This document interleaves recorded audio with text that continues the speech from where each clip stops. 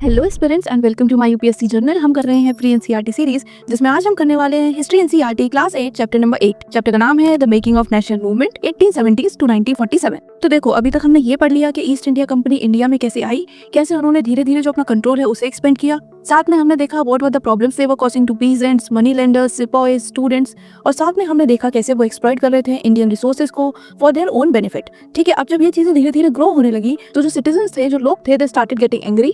उनका फ्रस्ट्रेशन, उनका गुस्सा धीरे धीरे बाहर निकलने लगा in form of national movement. वो चाहते थे कि जो ईस्ट इंडिया कंपनी है ये अब इंडिया को छोड़कर जाए, because they were obviously not happy with there ruling. यही सारा कुछ हम इस चैप्टर में पढ़ेंगे कि कैसे ये इंडियन नेशनल मूवमेंट ग्रो किया, how did it spread and what were the consequences. ठीक है, तो चलो ये इंटरेस्टिंग लेक्चर स्टार्ट करते हैं। So let's start with the introduction.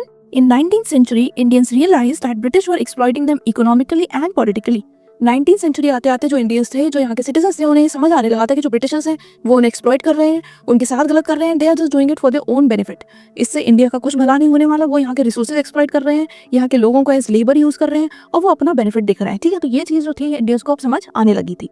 Growing resentment led to organised national movement. अब जो लोगों के अंदर था रिसेंटमेंट, उनका गुस्सा जो था वो बढ़ रहा था। और इसका रिजल्टेंट क्या हो रहा था? इसका रिजल्ट था अलग अलग नेशनल मूवमेंट। अलग अलग तरह से जो लोग थे वो अपने मूवमेंट कर रहे थे, अपना गुस्सा दिखा रहे थे। दे वर शोइंग देयर एंगर। कहीं वो उनके साथ डायरेक्टली फाइट कर रहे थे, कहीं वो पीसफुली प्रोटेस्ट कर रहे थे। तो ये अलग अलग चीजें थी जो कि सिटीजंस यानी कि जो इंडियंस थे वो कर रहे थे। Leaders demanded Indian representation, rights and later independence. इसी तरह जो लीडर्स थे उन्हें क्या चाहिए था? उन्हें चाहिए था कि जो इंडियंस है उनका रिप्रेजेंटेशन हो गवर्नमेंट में। जो भी रूल बन रहे हैं, जो नई नई पॉलिसीज आ रही है, हर चीज में जो इंडियंस है उनकी भी तो बात वो सुने। इंडिया का भी तो व्यू पॉइंट उसमें होना चाहिए ना। तो ये लोग ये चाहते थे कि उनको रिप्रेजेंटेशन मिले, इंडियंस को उनके राइट मिले, और साथ में बाद में ये चाहते थे कि इंडिया को इंडिपेंडेंस भी मिले। तो इस चैप्टर में हम ये पूरी ही जर्नी देखेंगे कि कैसे स्टार्टिंग में सिर्फ उन्हें रिप्रेजेंटेशन चाहिए था, फिर धीरे धीरे वो पहुंचे जहां उन्होंने ये डिसाइड किया कि नहीं भाई, हमें तो इंडिपेंडेंस चाहिए। ठीक है, तो यही सारा कुछ हम आज पढ़ने वाले हैं। तो सबसे पहले शुरू करेंगे with the emergence of nationalism. ये शुरुआत कैसे हुई, कैसे लोगों के अंदर ये जो नेशनलिज्म वाली फीलिंग है ये आई। तो सबसे पहले जानते हैं कि नेशनलिज्म क्या होता है। तो nationalism a sense of unity among people who share a common history, culture and aspiration. यानी कि नेशनलिज्म आप ऐसे समझ लो कि एक सेंस ऑफ यूनिटी है, एक सेंस ऑफ है कि हम सब जो है वो एक हैं। क्यों? क्योंकि हमारा कल्चर एक है, हमारी हिस्ट्री एक है, हमारी जो एस्पिरेशंस हैं, जो हमारे सपने हैं, जो हमारी इच्छाएं हैं वो भी सेम है। सो इसीलिए we all are together, we are united with this common feelings. ठीक है, तो ये एक सेंस ऑफ यूनिटी है। जैसे कि वी ऑल आर इंडियंस, तो ये एक हमारे अंदर एक सेंस ऑफ यूनिटी है। कोई किसी रिलीजन से हो, किसी कास्ट से हो, गरीब हो, अमीर हो, but at the end we all are Indians. तो यही हो गया नेशनैलिटी, यही हो गया हमारा नेशनलिज्म फील। ठीक, now Indians realised British policies ruined Indian industries and agriculture. तो अब तक ये जो इंडियंस थे इन्हें ये चीज बहुत अच्छे से समझ आ गई थी कि जो ब्रिटिशर्स हैं, जो अपनी अलग अलग पॉलिसीज लेकर आ रहे हैं, इससे क्या करा इन्होंने? इंडिया का जो अपना इंडस्ट्री था, हैंडीक्राफ्ट था, जो इतना ज्यादा अच्छा था, इन्होंने वो सब खराब कर दिया। एग्रीकल्चर भी इन्होंने रूइन कर दिया। क्यों? क्योंकि इतने टैक्सेस बढ़ा दिए कि लोगों को वो छोड़कर जाना पड़ा, उन्हें अपनी लैंड छोड़कर जाना पड़ा। जो कर रहे थे उनकी लैंड उनसे ले ली गई बिकॉज ऑफ दिस टैक्सेस। तो नाउ दे अंडरस्टूड कि इन्होंने ये सारा कुछ जो भी चीजें अच्छी थी वो सब इन्होंने खराब कर दी हैं। साथ में high taxes and exploitation impoverished Indians. तो ये जो ब्रिटिशर्स के जो टैक्सेस थे, जो कि बार बार इंक्रीज किए जा रहे थे और जो हमारे इंडियंस को एक्सप्लॉइट कर रहे थे, उससे क्या हो रहा था कि पॉवर्टी भी बढ़ रही थी। क्यों? क्योंकि लोगों के पास सोर्सेज ऑफ इनकम ही नहीं थे, वो इतना अर्न नहीं करते थे, उससे ज्यादा उन्हें टैक्स देना पड़ जाता था। ठीक, तो इससे क्या हुआ, जो पॉवर्टी थी, जो गरीबी थी, वो भी बढ़ रही थी। साथ में रेशियल डिस्क्रिमिनेशन बाय ब्रिटिशर्स। वो इंडियंस को कैसे देखते थे? As inferior. उनको लगता था इंडियंस का ट्रेडिशन इंफीरियर है, कल्चर इंफीरियर है, एंड इसीलिए इट वाज देयर ड्यूटी कि वो यहाँ के लोगों को आके मॉडर्नाइज करें। सो ऐसा उनका मानना था। शुरू में लोगों को ये चीज समझ नहीं आई, but now it was very clear कि वो क्या कर रहे हैं, वो डिस्क्रिमिनेशन कर रहे हैं। अपने लोगों को ज्यादा बेनिफिट्स दे रहे हैं, उनका प्रमोशन कर रहे हैं, उनकी सैलरी ज्यादा है, उनको एडवांटेजेस ज्यादा मिल रहे हैं, वो इंडियंस को वो जस्ट यूज कर रहे हैं। ठीक है, तो ये कुछ चीजें थी जो कि अब तक आते आते जो इंडियंस हैं उनको क्लियरली समझ आ गई थी। इसके अलावा political awareness grow. Political awareness भी लोगों में बढ़ रही थी। अब क्यों बढ़ रही थी तो वो हम एक एक करके देखेंगे। तो सबसे पहले तो स्प्रेड ऑफ वेस्टर्न एजुकेशन। जो वेस्टर्न एजुकेशन था ये लोग वो प्रोवाइड करवा रहे थे लोगों को। काफी लोग बाहर से आ रहे थे, तो इस तरह क्या हो रहा था, लोगों को लॉ के बारे में, पॉलिटिकल आइडियाज के बारे में, डेमोक्रेसी क्या होती है, बाहर के अलग नेशंस में क्या चल रहा है, कहाँ लोग अपने राइट्स के लिए कैसे फाइट कर रहे हैं, ये सारा कुछ अब लोगों को धीरे धीरे पता चल रहा था। तो इन्हें भी ये समझ आ रहा था कि अच्छा, तो ये गलत हमारे साथ भी हो रहा था, हमें भी अपनी आवाज उठानी पड़ेगी। इसके अलावा ट्रांसपोर्ट, जैसे कि रेलवे शुरू हो गए थे, तो अब क्या हो रहा था कि एक पार्ट दूसरे पार्ट से कनेक्ट हो गया था। तो लोग आ जा रहे थे, तो उन्हें एक जगह से दूसरी जगह में क्या डिफरेंसेस हैं, कहाँ किसके साथ कैसा बिहेव हो रहा है, ये सारा भी उन्हें देखने को मिल रहा था। And it also help connect people. लोग भी आपस में और ज्यादा कनेक्ट हो पा रहे थे। ठीक है, next formation of association like पूर्ण सार्वजनिक सभा एंड द इंडियन एसोसिएशन। अब लोग अलग अलग एसोसिएशन, अलग अलग ग्रुप्स बना रहे थे और इनके अलग अलग नाम थे, but they all were working toward a bigger goal कि हमें अपना इंडिपेंडेंस चाहिए, हमें ब्रिटिशर्स नहीं चाहिए। ठीक है, जैसे कि एक नाम है पूर्ण सार्वजनिक सभा। अब ये सभा किसी गरीब, किसी अमीर, किसी कास्ट, किसी रिलीजन के लिए नहीं थी। इसके नाम में इट वाज वेरी एविडेंट सार्वजनिक, यानी ये हर किसी के लिए थी, जो भी चाहे वो इस सभा को ज्वाइन कर सकता है। ठीक है, ऐसी there was also the Indian Association. तो ये अलग अलग एसोसिएशन थे जो कि अलग अलग पार्ट में फॉर्म हो रहे थे। ठीक है, now let's study about the formation of Indian National Congress, INC। तो इंडियन नेशनल कांग्रेस कब फॉर्म हुई थी? It was formed in 1885 in Bombay. ठीक है, इसकी first meeting was led by W C Banerjee and इसके फाउंडर थे एओ ह्यूम। एओ Hume कौन थे? ये थे एक रिटायर्ड ब्रिटिश ऑफिसर और इन्होंने ये कोशिश की कि जितने भी लोग थे who were of the same point of view, इनको ये साथ लाएं फ्रॉम डिफरेंट पार्ट्स, और इस तरह जो इंडियन नेशनल कांग्रेस है इट वाज फॉर्म्ड। अब हम बात करते हैं अबाउट द ऑब्जेक्टिव। तो इन लोगों का ऑब्जेक्टिव क्या था? तो सबसे पहले तो they wanted to present demands peacefully to British government, यानी कि जो आईएनसी थी ये क्या चाहती थी कि पीसफुली जो भी इनकी डिमांड्स है ये ब्रिटिश गवर्नमेंट के सामने उसे बहुत ही आराम से रखे और अच्छे से रखे। And they wanted to create a platform for Indians to share concern. वो चाहते थे कि इंडियंस को भी रिप्रेजेंटेशन मिले, कुछ भी डिस्कशन हो, कहीं भी कोई लॉ बने, कोई एक्ट बने तो उसमें इंडियंस का भी पॉइंट ऑफ व्यू लिया जाए। ठीक है, तो ये थे इनके कुछ objectives. Now we will discuss early Congress, जिसका टाइम पीरियड है फ्रॉम 1885 टू 1905। तो इसमें क्या था? इनके कुछ अलग पॉइंट ऑफ व्यू थे, इनका वे ऑफ वर्किंग कुछ अलग था and from 1905 the way of working was different. And इसलिए कहा जाता है कि जो कांग्रेस थी वो डिवाइड हो गई बिकॉज जो उनका वे ऑफ थिंकिंग था, वे ऑफ वर्किंग था, वो अलग हो गया। तो सबसे पहले हम पढ़ेंगे about early Congress from 1885 to 1905। इसको कहा जाता है द मॉडरेट फेज। अब इसे मॉडरेट फेज क्यों कहते हैं? क्योंकि ये लोग बिलीव करते थे in petitioning, appealing and negotiating with the Britishers. इनका क्या मानना था कि पहले तो हम अपनी डिमांड्स ब्रिटिशर्स के सामने रखेंगे बहुत अच्छे से, उसके लिए पिटीशन फाइल करेंगे, अपील करेंगे, उनके साथ डिबेट करेंगे। साथ में they demanded reforms not independence initially. इनको क्या चाहिए था? इनको रिफॉर्म्स चाहिए थे। दे वांटेड कि चेंजेस हों, जैसे कि अभी जो एडमिनिस्ट्रेशन में सिस्टम है उसमें चेंज लाए जाए। इनके दिमाग में कहीं भी दूर दूर तक इस टाइम पर इंडिपेंडेंस का थॉट नहीं था। ठीक है, वो इनिशियली इंडिपेंडेंस नहीं चाहते थे। What they wanted was reform. ठीक है, तो इसीलिए इन्हें कहा जाता है मॉडरेट बिकॉज इनका जो वर्किंग पैटर्न था that was quite moderate, middle. It was not extreme. वो कुछ ऐसा बहुत ही बड़ा बिगर गोल लेकर नहीं चल रहे थे। उनका सिंपल था कि हमें रिफॉर्म चाहिए, उसके लिए हम उनसे बात करेंगे, डिस्कशन करेंगे, डिबेट करेंगे, पिटीशन फाइल करेंगे। ठीक है, लीडर्स की बात करें तो Dadabhai Naoroji, Gopal Krishna Gokhale, Pherozeshah Mehta and Surendranath Banerjee were few important leaders. ठीक है, तो ये तो हमने देख लिया मॉडरेट फेज के बारे में और उनकी जो वे ऑफ वर्किंग था वो। नाउ लेट्स सी कि इनकी डिमांड्स क्या थी। तो सबसे पहले they wanted greater participation of Indians in administration. Administration में जो इंडियंस हैं उनको ज्यादा पार्टिसिपेट करने का मौका मिलना चाहिए, उनका रिप्रेजेंटेशन ज्यादा होना चाहिए, उनका नंबर ज्यादा होना चाहिए। Next, reduction in land revenue. Land पर जो ब्रिटिशर्स ने ये जो टैक्सेस लगा रखे थे ये लोग चाहते थे कि वो ये लोग कम करें। इसके अलावा they wanted to end unfair laws. काफी सारे ब्रिटिश लॉज थे जो कि अनफेयर थे एंड दे वांटेड कि वो सारे खत्म हो, जैसे कि इट वाज आर्म्स एक्ट। तो इस एक्ट के अकॉर्डिंग क्या था कि जो इंडियंस हैं वो आर्म्स नहीं रख सकते। ठीक है, इसके अलावा वर्नाक्युलर प्रेस एक्ट था। इसने क्या किया? इसने जो प्रेस का फ्रीडम था वो ले लिया, जो वो कुछ भी गवर्नमेंट के अगेंस्ट, ब्रिटिशर्स के अगेंस्ट पब्लिश नहीं कर सकते थे। अगर वो ऐसा करते थे तो उनके जो प्रेस हाउसेस होते थे वो ये लोग जाकर बंद कर देते थे। तो ये कुछ बहुत ही अनफेयर लॉज थे जो कि मॉडरेट्स चाहते थे कि ये लोग खत्म करें। Next was the protection of Indian industries. तो जो इंडियन इंडस्ट्रीज थी जो कि आके खराब हो रही थी, रुइन हो रही थी, ये चाहते थे कि इन्हें हम लोग प्रोटेक्ट करें, इसके लिए कुछ राइट स्टेप्स लिए जाएं। ठीक है, so these were the demands. अब इनकी लिमिटेशंस क्या थी कि एक तो इनका प्रोसेस बहुत स्लो था, जैसा हमने इनिशियली डिस्कस किया कि ये लोग चाहते थे कि हम बहुत आराम से डिस्कस करेंगे और हमारी जो डिमांड्स हैं वो बहुत ही आराम से पहले पिटीशन फाइल करेंगे, फिर डिस्कस करेंगे। तो कितना लंबा प्रोसेस हो गया, बहुत स्लो प्रोसेस हो गया। एंड दूसरा, British largely ignored these demands. जो ब्रिटिशर्स थे उन्होंने ज्यादा अटेंशन ही नहीं दी इनकी डिमांड्स को, ना ही इनकी डिमांड्स को सीरियसली लिया। ठीक, so this was the moderate phase. Now जब ये जो मॉडरेट लीडर्स के थॉट थे, जो उनका वर्किंग प्रोसेस था, it didn't work out, then it led to rise of radical nationalism.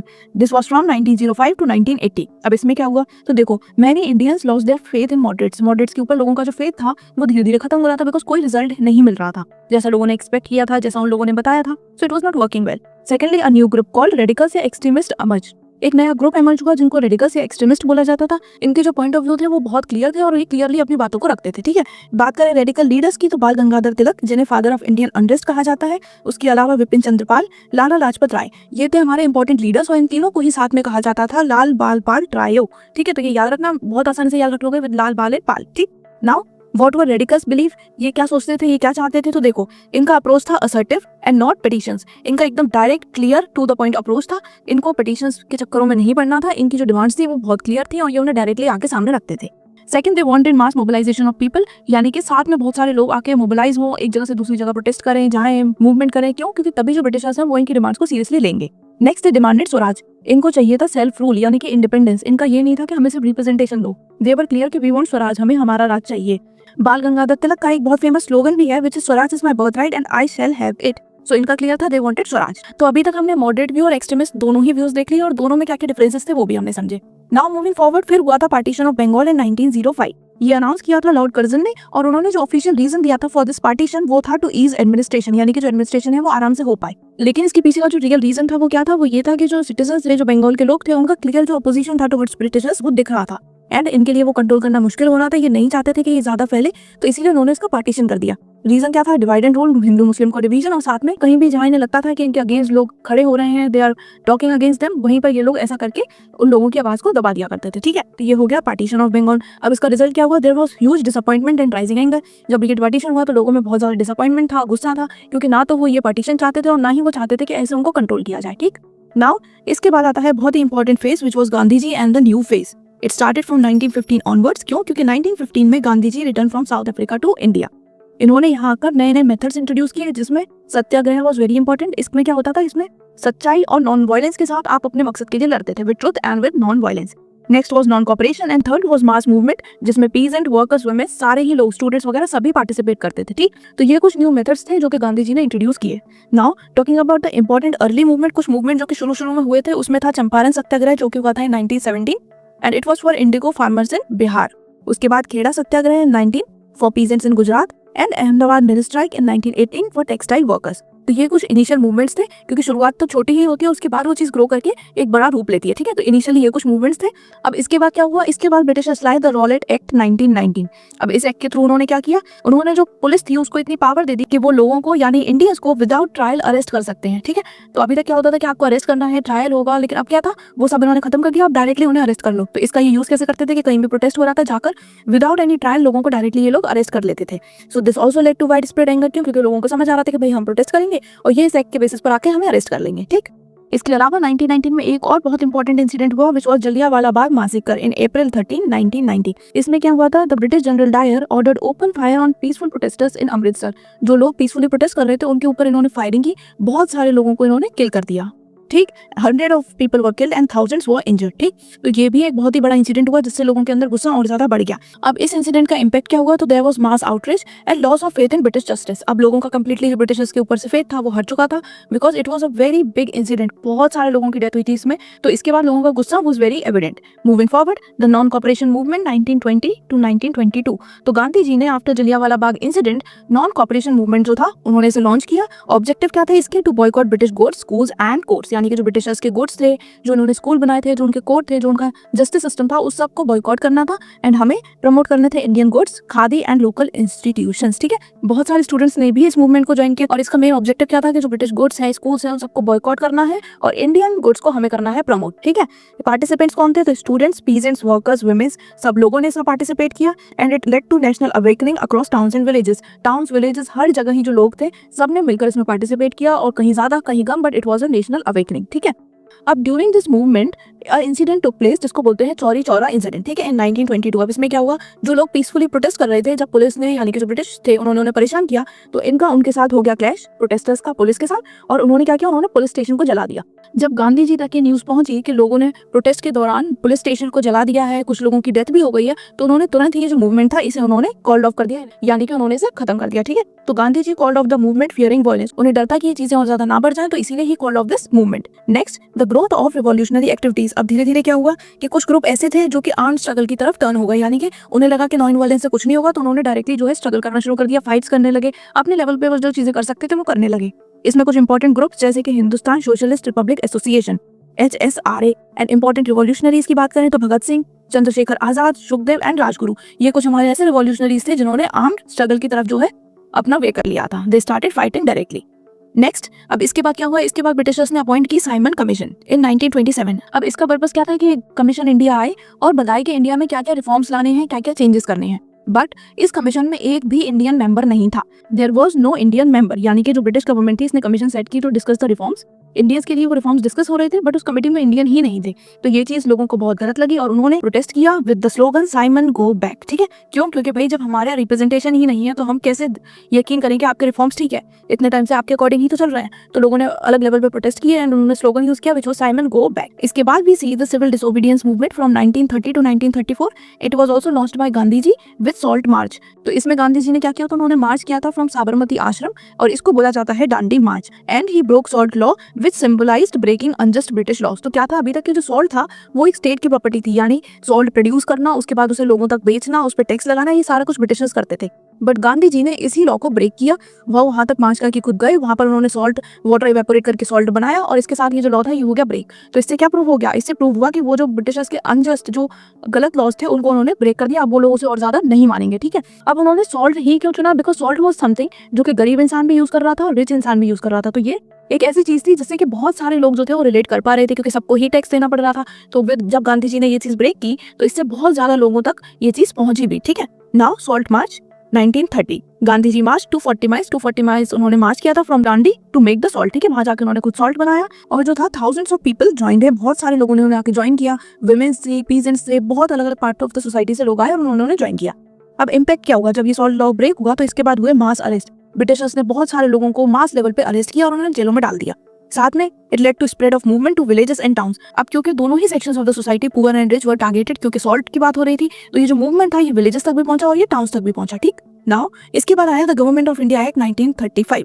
अब इसमें इन्होंने क्या किया? सबसे पहले तो दे provided for limited provincial autonomy, यानी कि प्रोविंशियल लेवल पे जो इंडियंस थे उनको इन्होंने बोला कि ठीक है हम आपको पावर देंगे, जो आपके इंटरनल इश्यूज हैं आप उनसे रिलेटेड जो है अपने लॉज वगैरह देख सकते हो, उन चीजों में आप अपना डिस्कशन कर सकते हो। इसके बाद इलेक्शन हुए 1937 and Congress formed government in many provinces. बहुत सारी प्रोविंसेस में जो थी गवर्नमेंट कांग्रेस की बनी। तो ये हुआ through government of India act 1935। Then इसके बाद the second world war and the quit India movement. Second world war हुआ 1939। तो इंडियंस को क्या लगा कि हम इसमें ब्रिटिश का सपोर्ट करेंगे और इसके बाद क्या होगा कि हम इनसे बोल देंगे कि अब आप यहाँ से जाओ, वी वांट इंडिपेंडेंस। बट जब ये चीज उन्होंने उनके साथ डिस्कस की तो उन्होंने मना कर दिया। They didn't agree on this. India was dragged into the war without consulting Indians. इन्होंने जबरदस्ती इंडियंस को इस वॉर में ड्रैग किया, इनकी बातें भी नहीं मानी। तो इसके बाद it led to quit India movement in 1942। अब ये जो मूवमेंट था it was also launched by Gandhi ji and यहाँ पर गांधी जी ने कहा था डू और डाई। आपको ऐसे प्रोटेस्ट करना है that this is the last, करो या मरो, बट हमें ब्रिटिशर्स बाहर चाहिए। Then it led to massive uprising across the country. बहुत अलग लेवल पे मूवमेंट हो रहे थे, अलग अलग जगह प्रोटेस्ट हो रहे थे पूरी ही कंट्री में। हमें ये देखने को मिला ब्रूचुअल ब्रिटिश रिप्रेशन। ब्रिटिश अपने लेवल पे पूरा कोशिश कर रहे थे कि वो जो लोग हैं उनकी आवाज को दबा पाए, अरेस्ट कर रहे थे, अपने लेवल पे आर्म यूज कर रहे थे, फोर्स यूज कर रहे थे, तो वो अपनी तरफ से पूरा कोशिश कर रहे थे। इसके बाद moving towards independence and partition. तो सेकंड वर्ल्ड वॉर के बाद क्या हुआ? British was economically and politically weak. ठीक है, अब वॉर के बाद क्योंकि ऑब्वियसली जब वॉर होता है तो बहुत सारे वेल्थ का ड्रेन होता है, बहुत सारे रिसोर्सेज लगते हैं, तो इस टाइम पर जो ब्रिटिशर्स थे वो इकोनॉमिकली भी वीक थे और पॉलिटिकली भी वीक थे। उसके बाद नेवल म्यूटिनी इन 1949 showed Indian arm forces dissatisfaction. जो इंडियन आर्म फोर्सेस थी उन्होंने भी ब्रिटिशर्स के अगेंस्ट जो अपना व्यू पॉइंट था वो क्लियरली शो किया, नेवल म्यूटिनी की, जिससे क्लियर था कि they were not happy with their route. ना ही वो चाहते थे कि वो लोग इन्हें कंट्रोल करें। ऑल्सो इसी टाइम पर जो मुस्लिम लीग थी डिमांडेड पार्टीशन। उन्हें चाहिए था कि जो मुस्लिम्स हैं उनका एक अलग नेशन बने जिसका नाम था Pakistan, and they wanted a separate nation for Muslims. तो इसके बाद क्या हुआ? जो ब्रिटिशर्स चाहते थे वो डिवाइड करना चाहते थे, तो अब वही हो रहा था कि जो मुस्लिम्स हैं उन्हें अपना अलग नेशन चाहिए था। साथ में कम्युनल राइट्स धीरे धीरे बढ़ रहे थे on the basis of community. अलग अलग कम्युनिटीज आपस में फाइट कर रही थी। And this time the British announce transfer of power. इसी टाइम पर ब्रिटिशर्स जो थे उन्होंने बोल दिया कि ठीक है हम आपको आपकी पावर्स ट्रांसफर कर देंगे, अब सारी पावर्स आपके पास होंगी। ठीक, and then India became independent on August 15, 1947 but was partition into India and Pakistan. यानी कि जब इंडिया को इंडिपेंडेंस मिली तो उस टाइम पर जो इंडिया था वो पूरा इंडिया नहीं था, उसका पार्टीशन हो गया था। And now it was divided into India and Pakistan. ठीक, तो जब इंडिपेंडेंस मिली तो उस टाइम पर इंडिया और पाकिस्तान दो नए नेशन बने। Now let's talk about the important leaders जो कि हमें याद रखने हैं, जिनके बारे में हमने अभी पढ़ा। तो सबसे पहले महात्मा गांधी, उन्होंने क्या बताया about non violence, satyagraha and mass mobilisation. Then Bal Gangadhar तिलक जो कि एक एक्सट्रीमिस्ट लीडर थे और उन्होंने क्लियरली डिमांड किया स्वराज, दैट इज अपना राज। Next was Lala Lajpat Rai, he protested against Simon Commission और स्लोगन क्या यूज करा था लोगों ने? Simon go back. Then we have Subhash Chandra Bose, he led Indian National Army. उसके बाद Bhagat Singh, he was a revolutionary activities, उन्होंने आर्म स्ट्रगल में पार्टिसिपेट किया। Then we have Jawaharlal Nehru, he was the first prime minister of India and he played a very important role in freedom struggle. इसके बाद we have Dadabhai Naoroji, he was a moderate leader and he also give the theory drain of wealth. Gopal Krishna Gokhale जो कि एक moderate leader थे and he was also Gandhi ji's mentor. तो ये हो गए हमारे important leaders. Now let's talk about the timeline. जल्दी से एक बार शॉर्ट में देख लेते हैं। तो 1885 में Indian National Congress was formed. 1905 में हुआ था partition of Bengal and swadeshi movement. उसके बाद 1915 में Gandhi ji return to India from South Africa. Then 1919 में जलियांवाला बाग इंसिडेंट हुआ और उसके as a result of which non cooperation movement started in 1920। 1930 में हुआ सिविल डिसोबीडियंस मूवमेंट। 1942 में Quit India movement and finally in 1947 independence and partition into India and Pakistan, two nations were formed. So with this हमारा ये chapter हुआ खत्म। बहुत ही informative chapter था। हमने बहुत ही लंबे टाइम पीरियड को इसमें कवर किया है और हमने जाना है about various important movements, protest और कैसे हमारा जो इंडिपेंडेंस था वो हमें मिला। तो फिर भी अगर आपको कहीं भी किसी भी टॉपिक में कोई भी डाउट हो तो कमेंट में जरूर पूछना। साथ में ये जो फ्री एनसीईआरटी सीरीज है, कोशिश करो कि अपने ज्यादा से ज्यादा फ्रेंड्स के साथ, कोई एस्पिरेंट है तो उनके साथ आप इसे शेयर करो ताकि ज्यादा से ज्यादा लोगों को इस सीरीज का बेनिफिट मिले। अब मैं मिलूंगी आपसे नेक्स्ट वीडियो में। Till then bye bye, take care, पढ़ाई करते रहो।